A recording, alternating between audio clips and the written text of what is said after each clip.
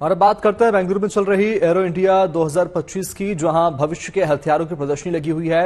इनमें Hindustan aeronautics limited का एक drone combat air teeming system यानी कि CATS की खूब चर्चा हो रही है।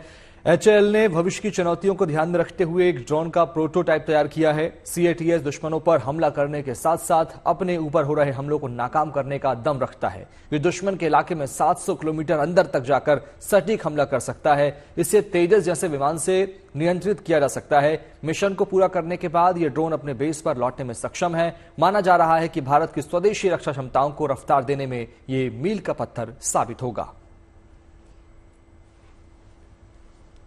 टीम का प्रमुख स्ट्राइक ये है भारत का नया कॉम्बैट।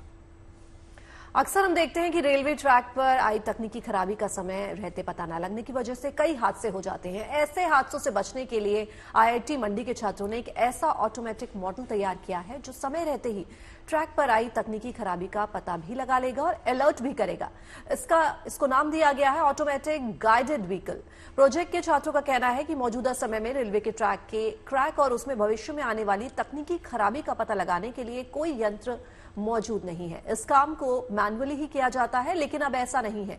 ऑटोमेटिक गाइडेड व्हीकल इसके काम आ सकता है। इस मशीन में एक AI कैमरा और अकॉस्टिक सेंसर लगा होगा। इस व्हीकल को रेलवे ट्रैक पर एक समय में 25 किलोमीटर तक भेजा जा सकता है। जहां जहां पर रेलवे ट्रैक पर क्रैक आए होंगे या फिर आने की संभावनाएं होंगी, उसकी पूरी जानकारी इसके माध्यम से GPS लोकेशन समेत आपको मिल जाएगी। फिर उस स्थान पर जाकर उस खराबी को तुरंत प्रभाव से ठीक किया जा सकता है।